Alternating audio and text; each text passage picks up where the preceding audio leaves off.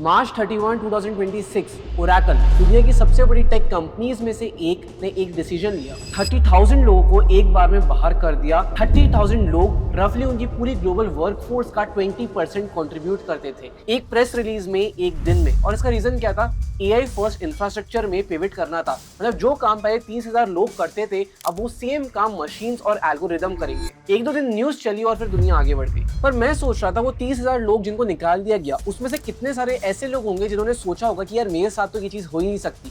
कितने रात को घर गए होंगे ये सोच के कि मैं सेफ हूँ, मेरी जॉब अच्छी है, मैं एक अच्छी कंपनी में काम करता हूँ। और अगर तुम्हें लगता है कि ये सारी चीज सिर्फ ओरेकल में हुई है और ये एक एक्सेप्शन है, तो तुमसे गलत कोई नहीं हो सकता। ये चीज लिटरली पूरी इंडस्ट्री में हो रही है। 2025 में यूएस टेक सेक्टर में लगभग 1,70,000 से ज्यादा जॉब कट हुई है। वॉल स्ट्रीट बैंक्स लगभग 2 लाख जॉब्स कट करने की तैयारी में है in the upcoming 3 to 5 years. India IT में टीसीएस, इन्फोसिस, विप्रो, इन सारी कंपनीज में भी फाइनेंशियल 2024 में लगभग 60,000 से ज्यादा पोजीशंस कट कर दी थी। तो सवाल एकदम सीधा है, क्या तुम सेफ हो या नेक्स्ट नंबर तुम्हारा ही आने वाला है? अगर तुम नहीं जानते तो ये वीडियो तुम्हारे लिए है। इस वीडियो में मैं तुम्हें 4 चीजें बताऊंगा बिल्कुल सीधा, बिना कोई शुगर कोटिंग करे। सबसे पहला, कौन रिप्लेस हो रहा है और एग्जैक्टली क्यों। दूसरा, क्या तुम सेफ हो और अगर नहीं हो तो सेफ बनने के लिए क्या किया जा सकता है। तीसरा, ये जो सैलरी शिफ्ट हो रही है, कुछ लोगों को 8-6 एलपीए मिल रहा है तो वहीं पे कुछ 20-21 साल के लोगों को 40 लाख का एलपीए मिल रहा है। इसके पीछे एग्जैक्टली क्या मैथ्स है। और चौथी, प्रैक्टिकली क्या करो कि एआई तुम्हारे करियर को रिप्लेस ना करे बल्कि उसे इनफैक्ट फ्यूल करने लग जाए। तो वीडियो स्टार्ट होने से पहले मैं तुम्हें बता देता हूँ, मैं वो बंदा नहीं हूँ जो तुम्हें फालतू की मोटिवेशन देगा। मैं वो बंदा हूँ जो तुम्हें डेटा दिखाएगा और उसके बेसिस पे सही एडवाइस दूंगा। एक और इंपॉर्टेंट बात, ये वाला वीडियो सिर्फ आईटी वालों के लिए नहीं है। अगर तुम फाइनेंस से हो, बैंकिंग से हो, अकाउंटिंग से हो, ये जो एआई का शिफ्ट है ये लिटरली हर सेक्टर में आ रहा है। तो अगर तुम इनमें से कोई से सेक्टर से हो, फील्ड से हो या जाने वाले हो, तो भी ये वीडियो तुम्हारे लिए इक्वली रेलेवेंट है और इंपॉर्टेंट है। This is your host Arpit Sharma and let's deep dive into the video. Oracle has laid off nearly 30,000 employees. Thousands of employees suddenly out of work. Is AI going to be taking your job? That's one of the most asked questions this year. Is this the age of robots and is the age of human labor collapsing? तो सबसे पहले तो एक reality check ये देना चाहूंगा। आज भी बहुत सारे लोगों को लगता है कि ये जो एआई का खतरा है कि फ्यूचर में है, 2030 में, 2035 में आएगा, लेकिन आंसर है नहीं। आईएमएफ ने 2024 में ये कंफर्म कर दिया कि ग्लोबली 40% जॉब को एआई से मीनिंगफुली एक्सपोजर है। डब्ल्यूईएफ का फ्यूचर ऑफ जॉब रिपोर्ट 2025 कहता है कि 2030 तक 92 मिलियन रोल्स ऑलरेडी रिप्लेसेबल हो जाएंगे। ये देख के हमें पता लगता है कि एआई आने वाला है, एआई जॉब रिप्लेस करने वाला है। ये कोई फ्यूचर की बात नहीं हो रही है, ये ऑलरेडी प्रेजेंट है, आज की बात हो रही है। अब हम स्पेसिफिकली बात कर देंगे कौन से रोल्स रिप्लेस हो रहे हैं। कैटेगरी 1, मैनुअल और रेपिटेटिव डिजिटल टास्क। इसके क्या एग्जांपल्स हैं? For example data entry. ऐसा एक और काम हो गया डेटा क्लीनिंग। पाइथन स्क्रिप्ट्स और AI APIs structured data set minutes में क्लीन कर देते हैं, जो पहले एक एनालिस्ट को करने में लिटरली 1-2 दिन लग जाते थे, आजकल एआई वो मिनट्स में कर दे रहा है। इसी के साथ साथ बेसिक कोडिंग भी आउटडेट हो रहा है। गिटहब, कोपायलट, कर्सर जैसे टूल्स आ गए हैं जो लिटरली कोड को इंस्टेंटली जनरेट कर देते हैं, वेबसाइट्स ऑटोमेटिकली बना देते हैं। नो कोड एआई बिल्डर्स आ गए हैं। देखो, जैसे जैसे एआई आ रहा है जॉब्स भी बन रही है,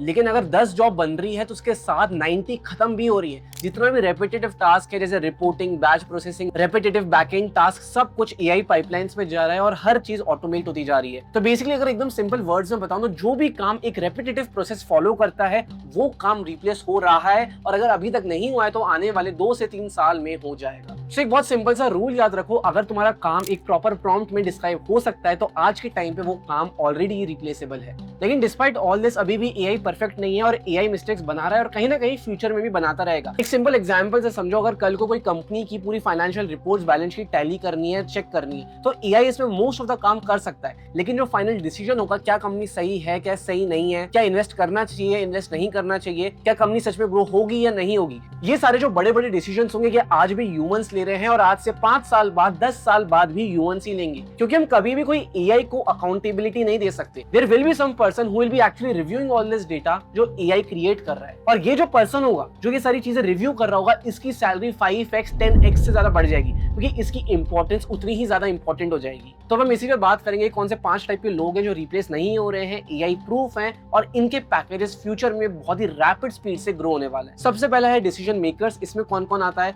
fund manager, CFO, risk directors, audit partners. ये लोग लिटरली करोड़ों रुपए के आउटकम के लिए अकाउंटेबल है। एआई इनको असिस्ट करता है, लेकिन जो फाइनल डिसीजंस होते हैं वो यही लोग लेते हैं। इन्हीं के ऊपर लीगल लायबिलिटी आती है, एथिकल रिस्पॉन्सिबिलिटी आती है। कोई कंपनी कोई एआई एजेंट को सीएफओ नहीं बनाएगी, ना आज से 5 साल बाद, ना आज से 10 साल बाद। हमेशा एक ह्यूमन ही रिस्पॉन्सिबल होगा फाइनल डिसीजंस के लिए। सेकंड, क्रिटिकल थिंकर्स बैंकर्स, इसमें बेसिकली आते हैं हमारे equity analyst, strategy consultants, tax advisers और वो एआई सॉफ्टवेयर इंजीनियर्स जो एआई के लिए मॉडल्स बनाते हैं, ना कि बस उनको यूज करते हैं। ये वो लोग हैं जो डेटा को इंटरप्रेट करते हैं और नॉन ऑब्वियस इनसाइट्स निकालते हैं। तीसरे टाइप ऑफ पीपल हैं एग्जीक्यूशन हैवी रिलेशनशिप रोल्स। इसमें बेसिकली वो लोग आते हैं जैसे investment bankers, relationship managers, M and A advisors, deal structurers, negotiations करना, दूसरों के साथ ट्रस्ट बनाना और मल्टी पार्टी कोऑर्डिनेशन करना। ये सारे वो रोल्स हैं जो हमेशा फंडामेंटली ह्यूमंस ही करेंगे। एक 500 करोड़ की डील अगर तुम्हें क्लोज करनी है कॉन्फ्रेंस कॉल पे, तो इतना बड़ा डिसीजन कोई एआई नहीं लेता है, एक इंसान लेता है जो दूसरे इंसान को ट्रस्ट करता है। ये सवाल खुद से पूछ लो, तुम्हें खुद क्लैरिटी मिल जाएगी। अगर तुम्हें कल को 10 करोड़ रुपए खुद के इन्वेस्ट करना है, अपने मम्मी पापा के पैसे इन्वेस्ट करने हैं जो उन्होंने लिटरली 10 साल 15 साल मेहनत करके कमाए हैं, क्या तुम एक एआई को उसकी रिस्पॉन्सिबिलिटी दोगे? आंसर है बिल्कुल भी नहीं, और रियल वर्ल्ड में भी ऐसा ही होता है। Fifth, data understanding roles not data processing.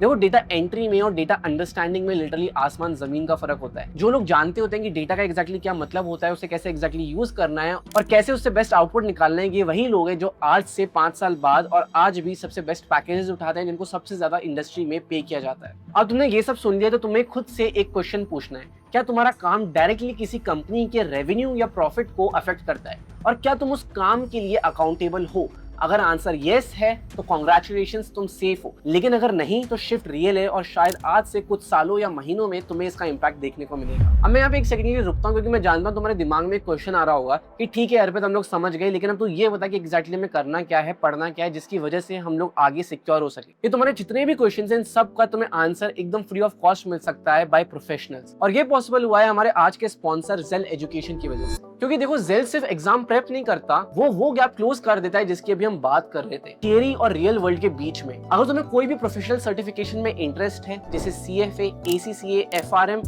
या कुछ भी और, तो तुम इनका फ्री 1-on-1 गाइडेंस ले सकते हो, जिसमें कि लोग तुम्हें बताएंगे कि एग्जैक्टली तुम्हारे लिए क्या बेस्ट हो सकता है और तुम्हें कौन सा करियर पाथ चूज करना चाहिए। इनके हर एक कोर्स के लिए एक स्ट्रक्चर्ड प्रोग्राम है, मेंटरशिप मिलती है और एक्चुअल फाइनेंशियल मॉडल्स पे काम होता है। एग्जाम्स एंड सिलेबस का बस एक पार्ट होता है, जो प्रैक्टिकल लर्निंग तुम्हें मिलती है वो उससे काफी ज्यादा वैल्यूएबल होती है। इसी के साथ जो इनकी पासिंग रेट है वो 85% है, जहाँ पे ग्लोबल एवरेज से 40% के आसपास है। That tells you there is something more than just education and just lectures. इसी के साथ प्लेसमेंट असिस्टेंट भी 100% पे है। ये तुम्हें लिटरली हर एक चीज के साथ हेल्प करेंगे, भले वो रेज्यूमे बिल्डिंग हो, लिंक्डइन ऑप्टिमाइजेशन हो या मॉक इंटरव्यूज। तुम्हें प्लेसमेंट ड्राइव्स में हेल्प करेंगे with firms like KPMG, PwC, EY, Morgan Stanley and HSBC। तो अगर तुम कॉमर्स बैकग्राउंड से हो, BCom, BBA कर रहे हो या CA, इंटर या कुछ भी और कर रहे हो और चाहते हो जानना कि तुम्हें एग्जैक्टली ये सारे सर्टिफिकेशंस में कैसे स्टेप इन करना है, अपना करियर पिवट कैसे करना है, तो आज ही जाके इनका session low and it will definitely help you out. It is completely free of cost. नीचे मैंने एक गूगल फॉर्म दे रखा है, उस गूगल फॉर्म को फिल करो and they will help you with your next step. अब हम समझते हैं कि ये जो सैलरी शिफ्ट हो रही है कि एग्जैक्टली क्यों हो रही है। सोचो, एक कंपनी है जिसके पास 100 डेटा एनालिस्ट है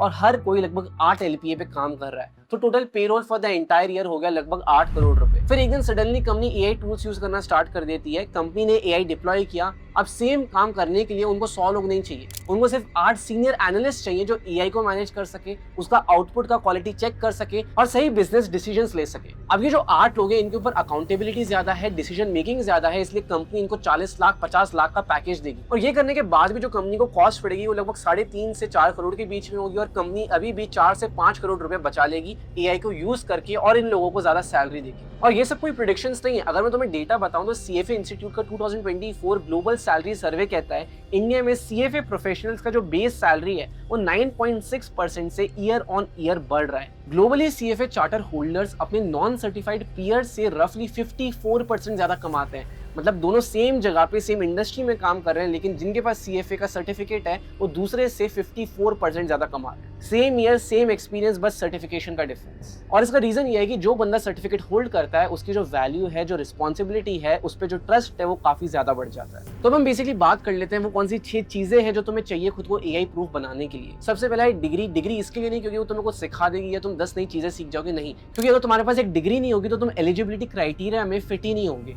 तुम्हें कभी इंटरव्यू में जाने का चांस ही नहीं मिलेगा, तुम कभी शॉर्टलिस्ट ही नहीं हो पाओगे। सेकंड चीज जो तुम्हें चाहिए वो है सर्टिफिकेशंस, जैसे CFA, ACCA, FRM। ये सारे बहुत हाई वैल्यू डोमेन में मास्टरी के सिग्नल्स होते हैं। ये वो सर्टिफिकेशन है जिससे तुम 40 से 120% सैलरी प्रीमियम कमांड कर सकते हो। जेनरिक डिग्री की जो लिमिटेशंस होती है, ये सर्टिफिकेशंस उसको कंप्लीट कर देते हैं। अगर तुम कंफ्यूज हो कि यार ये सारे सर्टिफिकेशंस क्या हैं और किसके लिए हैं, तो 2 मिनट रुक जाओ, मैं तुम्हें बताने वाला हूँ कि एग्जैक्टली क्या होता है ये सब। थर्ड लेयर AI स्किल्स, सिर्फ समझना काफी नहीं है, उसको यूज करना आना चाहिए। जो लोग AI टूल्स यूज करते हैं वो 3 से 10 गुना ज्यादा प्रोडक्टिव हो जाते हैं और एम्प्लॉयर्स ऐसे लोगों को ऑलरेडी फिल्टर कर रहे हैं। लेयर नंबर 4 नेटवर्किंग, 70 से 80% जो भी सीनियर रोल होते हैं वो आज भी रेफरल से फिल होते हैं और ये एक ऐसी लेयर है जिसको बहुत सारे लोग कंप्लीटली इग्नोर कर देते हैं। और अगेन नेटवर्किंग करने के लिए तुम्हें ज्यादा क्रेडिबिलिटी चाहिए। अगर तुम किसी को जाके बोलोगे भाई मैंने बीकॉम करा है, बीबीए करे, तो कोई तुम्हें ढंग से देखेगा भी नहीं, नजर उठा के नहीं देखेगा। तो उसके लिए बस एक नॉर्मल कॉलेज ग्रेजुएट होगी, लेकिन उसी की जगह अगर तुम्हारे पास कोई प्रोफेशनल सर्टिफिकेशंस हैं, CFA, ACCA, FRM वगैरह, तो वो तुम्हारी रिस्पेक्ट करेगा, तुमसे नेटवर्क करने की कोशिश करेगा और हो सकता है तुम्हें आगे जाके रिकमेंड भी कर दे कोई सीनियर रोल के लिए।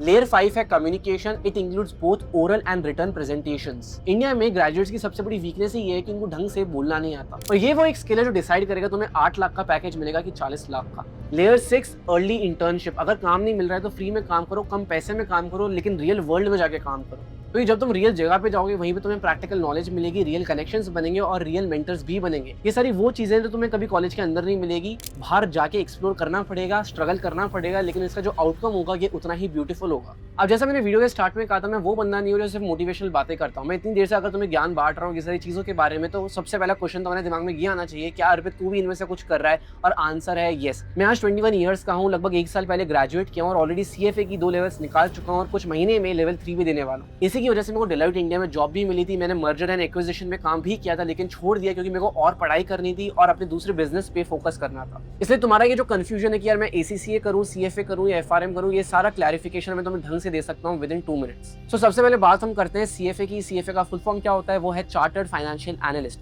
ये CFA इंस्टीट्यूट है और USA का एक सर्टिफिकेशन है। इससे बेसिकली तुम्हें इन्वेस्टमेंट्स के बारे में, पोर्टफोलियो मैनेजमेंट के बारे में, इक्विटी रिसर्च के बारे में, तुम कोर फाइनेंस के बारे में समझने लग जाते हो। अगर तुम्हें इंटरेस्ट है कि यार स्टॉक मार्केट कैसे काम करता है, जो बड़े बड़े पोर्टफोलियोज हैं, हेज फंड्स हैं, ये कैसे काम करते हैं, अपना पैसा कैसे इन्वेस्ट करते हैं, तो CFA तुम्हारे लिए परफेक्ट है। तो अगला क्वेश्चन आता है अर्पित हम एक्जैक्टली कब स्टार्ट कर सकते हैं? तो तुम अपने सेकंड ईयर ऑफ कॉलेज में इसका लेवल 1 का एग्जाम लिख सकते हो, थर्ड ईयर ऑफ कॉलेज में लेवल 2 का एग्जाम लिख सकते हो। तो basically as soon as you enter first year of college तुम अपनी प्रिपरेशन स्टार्ट कर सकते हो। 1 साल प्रिपेयर करो और फिर अगले साल में लेवल 1 का एग्जाम लिखो। एग्जाम पूरा MCQ बेस्ड होता है और कुछ भी चीज मगअप करने की जरूरत नहीं पड़ती। हर चीज लिटरली प्रैक्टिकल क्वेश्चंस पे बेस्ड होती है। अगर तुम सोचो कि भाई MCQ है, इजी है तो हो जाएगा, ऐसा नहीं है। It is intentionally made tough, क्योंकि जो लोग एक्चुअली अच्छे हैं, जो लोग एक्चुअली क्रिटिकली सोच सकते हैं, वही लोग इसको पास कर सके। और इसकी जो सैलरी है, इसके जो पर्क्स हैं वो काफी अच्छे हैं। तुम किसी को भी जाके बोलते हो यार मैं CFA कर रहा हूँ या CFA कर चुका हूँ, तो तुम्हारी रिस्पेक्ट ऑटोमेटिकली बढ़ जाती है। तुम एक गुड सोर्स ऑफ नेटवर्किंग बन जाते हो और कोई भी इंटरव्यू के लिए तुम इजीली एलिजिबल हो जाते हो। CFA की जो जर्नी होती है वो कम से कम भी 3 से 4 साल की होती है। हर लेवल प्रिपेयर करने के लिए कम से कम भी 9 से 10 महीने चाहिए होते हैं अगर तुम्हें ढंग से एग्जाम लिखना है और पास करना है। तो it is a long commitment but definitely a rewarding one, इसलिए मैंने खुद ने ये पाथ चूज किया है। सेकंड है ACCA। अगर सिंपल भाषा में बताऊं तो ये इंटरनेशनल CA जैसा है, association of chartered certified accountants. UK based है, 180 प्लस कंट्रीज में वैलिड है और ऑलरेडी इसकी 2,52,000 मेंबर्स हैं। 5,41,000 स्टूडेंट्स ऑलरेडी ग्लोबली इसको परस्यू कर रहे हैं और ये तुम्हारा डायरेक्ट पाथ भी हो सकता है अगर तुम्हें बड़ी बड़ी कंपनीज में जाना है, जैसे Deloitte, PwC, EY, KPMG, MNCs, GCCs across India. काम क्या होता है? तुम बेसिकली फाइनेंशियल रिपोर्टिंग करते हो, ऑडिटिंग करते हो, टैक्सेशन की केयर करते हो, स्ट्रैटेजिक एनालिसिस करते हो, एथिक्स देखते हो, रिस्क देखते हो। अगेन ये वाला फील्ड भी काफी ज्यादा रिवॉर्डिंग है। अगर तुम्हें स्पेशली ऑडिटिंग में मजा आता है, अगर तुम्हें कंपनी को रिव्यू करने में, उनकी बैलेंस शीट रिव्यू करने में मजा आता है, then this might be the right choice for you. Again question आता है कौन कौन इसको कर सकता है? तो बेसिकली अगर तुमने 10th या 12th ऑलरेडी पास कर चुकी है तो तुम ऑलरेडी इसकी प्रिपरेशन स्टार्ट कर सकते हो। अब हम फाइनली बात करते हैं FRM की, विच stands for financial risk manager. अगर तुम मैथ्स में और स्टैटिस्टिक्स में अच्छे हो, अगर तुम्हारा नंबर गेम स्ट्रॉन्ग है, तो FRM तुम्हारे लिए है। जब तुम बेसिकली FRM बन जाते हो, तुम्हारी रिस्पॉन्सिबिलिटी होता है रिस्क मैनेज करना, कि बैंक कैसे ऑपरेट करेंगे, अगर कल को कोई क्राइसिस आ जाता है तो बैंक सर्वाइव कैसे करेगा, कोई कंपनी है तो वो रिस्क मैनेज कैसे करेगी। फॉर एग्जांपल अभी क्रूड ऑयल के प्राइसेस बढ़ रहे हैं, तो इस टाइम पे जो कंपनीज है वो हेज कैसे कर सकती हैं, जिसकी वजह से जो उनकी ओवरऑल कॉस्ट है वो ज्यादा बढ़े नहीं, जो उनकी प्रॉफिटेबिलिटी है वो मेंटेन रहे। FRMs को बहुत ज्यादा रिस्पेक्ट मिलती है, स्पेशली इन बैंकिंग सेक्टर, क्योंकि बैंक्स एक ऐसे सेक्टर हैं जो फेल नहीं हो सकते एट एनी कॉस्ट। अगर मैं तुम्हें सैलरी एक्सपेक्टेशंस बताऊं तो एंट्री लेवल लगभग 6 से 8 LPA है, लेकिन अगर तुम एक बार थोड़ा एक्सपीरियंस आ जाता है, मिड लेवल पे आ जाता है, तो 15 से 25 लाख और सीनियर पोजीशन में लिटरली 50 लाख के ऊपर भी चला जाता है। अगेन जितनी भी बड़ी बड़ी कंपनीज है, भले वो डेलॉइट हो गया, HSBC हो गया, बैंक्स हो गए, हर जगह इसकी बहुत ज्यादा इंपॉर्टेंस है और ये ऐसा रोल है जो आज से 5 साल बाद, 10 साल बाद भी आउट ऑफ ट्रेंड नहीं जाने वाला। अगेन एकदम सिंपल भाषा में बताऊं, अगर तुम्हें इंटरेस्ट है कि मनी को ग्रो कैसे कर सकते हैं तो सीएफए तुम्हारे लिए बेस्ट ऑप्शन है। अगर तुम्हें इसमें इंटरेस्ट है कि मनी की अकाउंटिंग कैसे होगी तो एसीसी तुम्हारे लिए बेटर ऑप्शन हो सकता है। और अगर तुम्हारा ये ऑब्जेक्टिव है कि यार हम मनी को प्रोटेक्ट कैसे करें तो FRM would be the right choice for you. एक और चीज, जब भी तुम कोई चीज पढ़ रहे हो, स्पेशली अगर तुम ये कोर्सेज पढ़ रहे हो, तो मेक श्योर तुम उससे पढ़ रहे हो जो ये चीज एक्चुअली प्रैक्टिस करता है, ना कि जो बस थियरी में ये सारी चीजें पढ़ाता है। इसमें आसमान जमीन का डिफरेंस होता है, क्योंकि जब भी तुम उससे मेंटरशिप लेते हो जो ये सारी फील्ड में काम कर चुका है या करता है, तो भी तुम्हारी सोचने की स्पीड होती है, क्रिटिकल थिंकिंग वाली एबिलिटी होती है, वो लिटरली 2 से 3 गुना ज्यादा फास्ट ग्रो करती है। तुम्हें नई डायरेक्शन से सोचने को मिलता है, तुम्हें रियल इंडस्ट्री का एक्सपोजर मिलता है। सिर्फ थियोरेटिकल बातें तो तुम्हें बुक्स में मिल जाएगी, real world application, live case studies, actual financial models, mock और क्लाइंट इंटरैक्शंस, ये सारी चीजें वाइल स्टडीइंग बहुत ज्यादा इंपॉर्टेंट है। तभी तुम बेस्ट आउटकम ला पाओगे और अपने आप को अपना बेस्ट वर्जन बना पाओगे। एंड अगेन इस वीडियो के स्पॉन्सर ज़ेल एजुकेशन की सारी चीजें तुम्हें प्रोवाइड करते हैं। इनकी जो फैकल्टी होती है वो एक्चुअल एसीसीए, सीएफए और एफआरएम वाले लोग होते हैं जो ऑलरेडी इस मार्केट में काम कर रहे हैं और इस पर्टिकुलर चीज का उनको काफी एक्सपीरियंस है। ये लोग तुम्हें एक स्ट्रक्चर्ड रोड मैप प्रोवाइड करते हैं रजिस्ट्रेशन ऑफ एग्जाम से जब तक तुम्हारी जॉब नहीं लग जाती। बहुत लोग स्टार्ट करते हैं बिना प्लान के, स्टक हो जाते हैं और फिर इस पूरी जर्नी को छोड़ देते हैं। मेरे खुद के इतने सारे दोस्त हैं जिन्होंने सीएफए स्टार्ट किया, एफआरएम स्टार्ट किया, लेवल 1 की प्रिपरेशन करी, लेवल 1 निकाल भी लिया, लेकिन उसके बाद छोड़ दी क्योंकि उनके पास कोई प्रॉपर स्ट्रक्चर नहीं था और कोई प्रॉपर प्लान नहीं था। और ये सारी चीजें तुम्हारे साथ ना हो, इसलिए मैं तुम्हें जेन्युइनली रिकमेंड कर रहा हूँ एक बार ज़ेल एजुकेशन की काउंसलर से बात करो और खुद के लिए एक सही पाथ और रोड मैप डिसाइड करो। एज आई मेंशन तुम्हें लिंक डिस्क्रिप्शन में मिल ही जाएगा। सो अब इस वीडियो को कंक्लूड करते हैं। देखो, करियर ग्रोथ का जो फॉर्मूला है बहुत ज्यादा सिंपल है, degree plus certificate plus real skill plus AI proficiency plus communications and plus network. अगर तुम ये सारी चीजों को मिला दोगे तुम एवरेज से एक्स्ट्रा ऑर्डिनरी बन जाओगे। सब लेयर्स एक के ऊपर एक स्टैक करो, तुम ऑटोमेटिकली टॉप 5% में आ जाओगे। और ये करना सुनने में मुश्किल लग रहा होगा, अगर तुमने 3 से 4 साल ढंग से मेहनत कर ली तो ये सारी चीजें ऑटोमेटिकली सॉर्ट हो जाएगी। अब फाइनल डिसीजन तुम्हारा है कि तुम्हें एक्जैक्टली क्या करना है, क्या पढ़ना है, क्या नहीं करना है, या बस इस वीडियो को देख के भी स्क्रॉल कर देना है। इसी के साथ अगर तुम्हें ये जानने में इंटरेस्ट है कि शार्क टैंक की कंपनीज कैसा परफॉर्म कर रही हैं, तो तुम जाके ये वीडियो देख सकते हो। इसमें मैंने डिकोड किया कि जो शार्क्स बोलते हैं क्या उनकी कंपनी सच में वैसा करती है या नहीं, और रियलिटी जो तुम सोच रहे हो उससे काफी अलग होगी। Go click and watch it now. This was your host Arpit Sharma. Thank you so much for watching.